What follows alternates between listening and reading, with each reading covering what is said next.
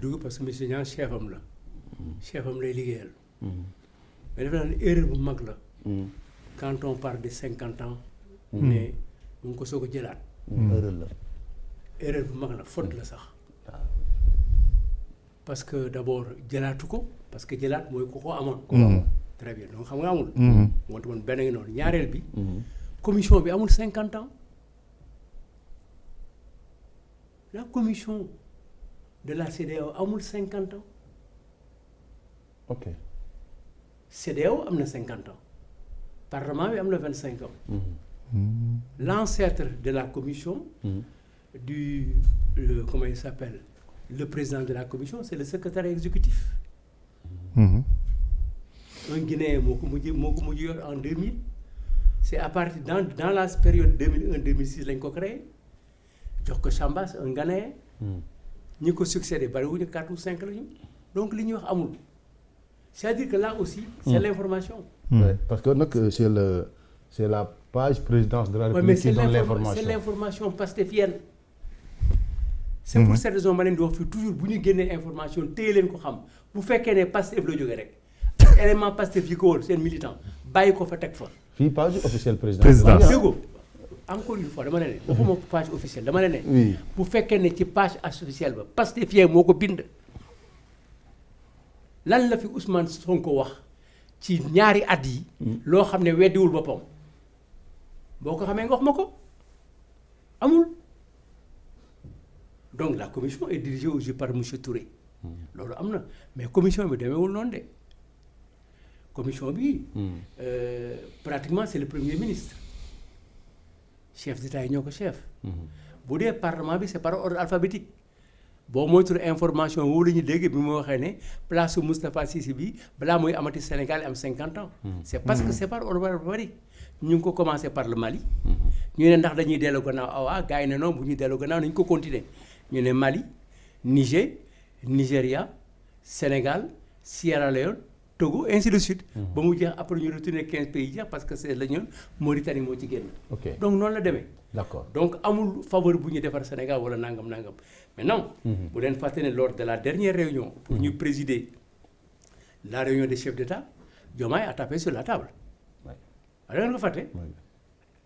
information boobu Jeune Afrique je pense comme Afrique confidentielle kenn ko ci génne woon. waaw mu ngi noonu donc tey bu ñu agsee fii CEDEAO di nekk ci situation bu mu nekk nii. avec la situation que nous avons dans le cadre des États du Sahel. de 15 nous sommes à 12 aujourd'hui et le Sénégal est le plus proche par son premier ministre des États du Sahel il dafa war a am. avec recul.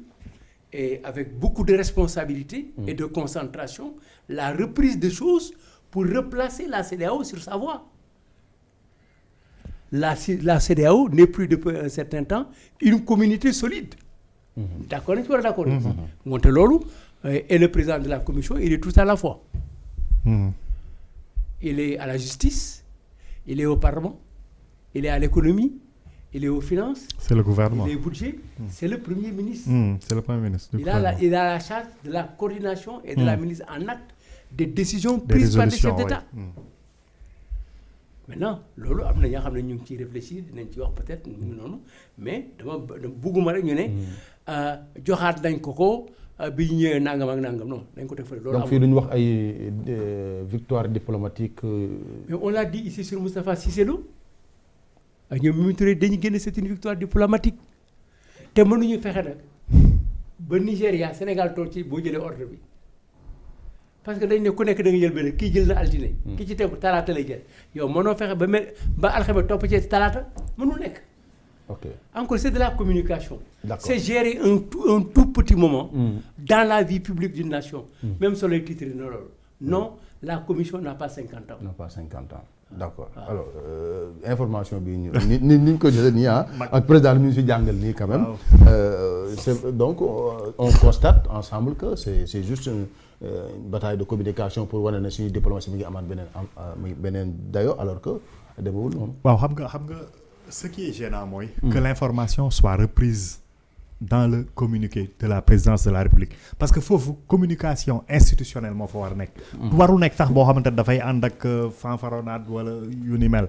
c'est-à-dire que communication la boo xamante ne dafay fixer ay dates dafay fixer ay événements peut-être wala li nga xamante ne moom mooy le plus important. mais leneen li.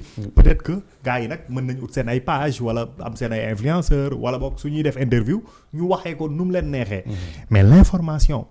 dafay doy waar tey su fekkante ne da ngay gis ni peut-être même que la présidence. en tout cas ñi nga xamante ne ñoom ñoo def communiqué bi xamuñ historique u poste bii nii yëpp jàpp nañ ni lu révolutionnaire la yoo loo xamante ne peut-être que le Sénégal l'a arraché aujourd'hui alors que ses prédécesseurs mënuñ ko woon am. en tout cas le plus important nekkul foofu. le plus important mooy dénk nañ Sénégal ci CEDEAO boo xamante ne contexte boo xamante ne presque contexte de crise la ci CEDEAO.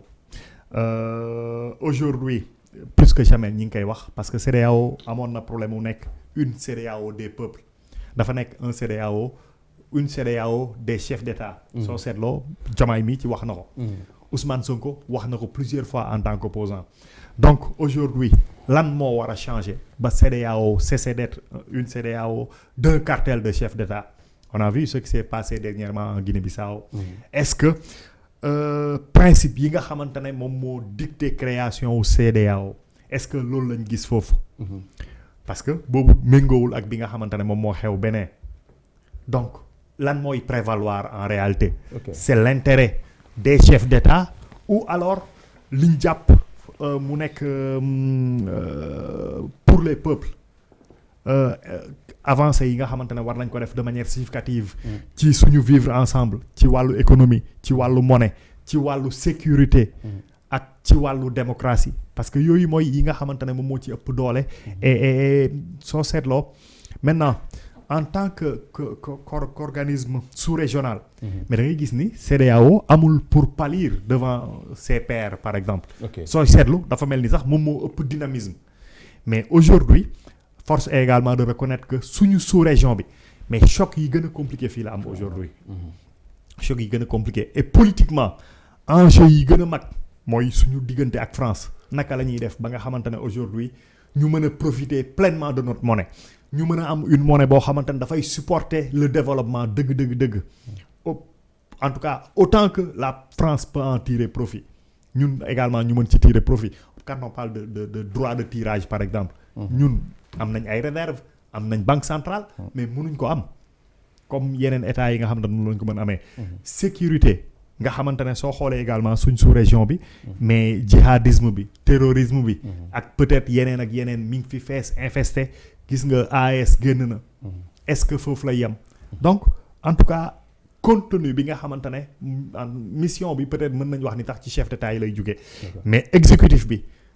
ki nga xamante ne moom la Sénégal di nommer naka lay manœuvrer pour que justement ni nga xamante ne Sénégal yàgg nañ leen dénk nag ay organismes yoo xamante ne dañ ciy liggéey bu mucc ayib soo deful nag sax dañuy wax ne meilleure présidence yi en général Sénégal moom daf koy wax ci Moustapha Cissé Lo bi ñu ko joxee parlement bi mu doxal ko bu baax a baax donc am na dëgg vraisemblablement empreinte boo xamante ne Sénégal yàgg na ko posé ci organismes sous-régionaux yi donc ñun ñi ngi xaar kan lañ koy dénk ak lan la fay def mais on espère que dina marquer également de son empreinte développement yi nga xamante ne moom la ñuy xaar ci CEDEAO. d'accord li président wax dafa tax ma dem xool ñaari page page présidence moo wax 50 ans après 50 ans mais page officiel président Bassirou Diomaye Faye waxut 50 ans dafa limité wu rek si remercier ses pairs pour que si tànn bi ñu tànn Sénégal pour mu jiite la commission entre 2026 ak 2030 donc loolu doon na baax ma préciser ko.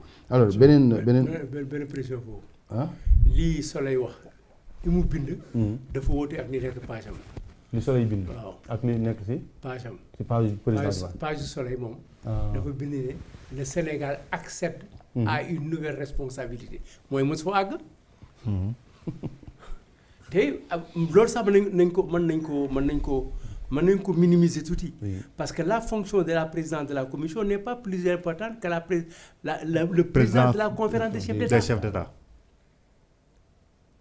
Oui. Et maintenant c'est au niveau de la commission ak ni ñu commission bi doxee ak fi mu jëm ak li nga wax léegi qu'est-ce qu'il va en faire. jox nañ ko mais lañ koy def jox nañ leen réew mi ñoom depuis 18 mois lan lañ ci def Ousmane Sonko nekk na premier ministre depuis 18 mois lu mu fi def. wàññi dund gi. wàññi dund gi. mooy wàññi nag essence bi sax moom il faut que. ak dund gi ak lekk gi. c'est vrai ak fer beeg. mais c'est vrai wàññi lu bëri malgré situation bi non déggoo ma ne d'accord na. bu ma d'accord damay avancé. mais dama ne wàññi bi mu wàññi yëpp. terewul essence bi nga xam ne mooy jóge fii. di dem fii ci Niger wala fenn. moo gën a cher. moo gën a cher sunu essence moo gën a cher foofu te dañoo dafay dem mënuñu ñoom nee nañu mënuñu comprendre loolu. mais la réalité de l'État et la raison d'État. ñoo fay jaar. waaw parce que bu ñu génnee taxes yi ñuy teg ci essence bi ak leen. wante bu ñu fayeeku. amuñu beneen mamel. ñun suñu ween suñu yaay Sénégal. ñaari ween la yor. impôt douane. bu ween nag boo ko daggee. dagg. ablation. def ci ablation. ngoonte doom ji dootul nàmp. c'est ça le problème loolu mooy réalité bi. wax nii yomb na taxaw wax defar sa simis indi karaat bees takk say lunettes percé te comme ni ma def yomb na mais maintenant après on s'en suit à quoi maintenant l'arrivée de Niang. c'est ça le problème fondamental. c'est au bon moment. il est là li gars yi tombé mooy ay gaaf il est au bon moment c'est un excellent diplomate. c'est loolu moom diplomatie moom kuñ ci tànn rek jàppal ne dañuy gën a mënante mais ñoom ñëpp passé nañu la moyenne. Maintenant, qu'est-ce qu'on va en faire? Qu'est-ce que nous avons représenté ces temps derniers sur la commission? Parce qu'à un moment donné, on avait abandonné la commission pour se battre pour la présidence de la commission.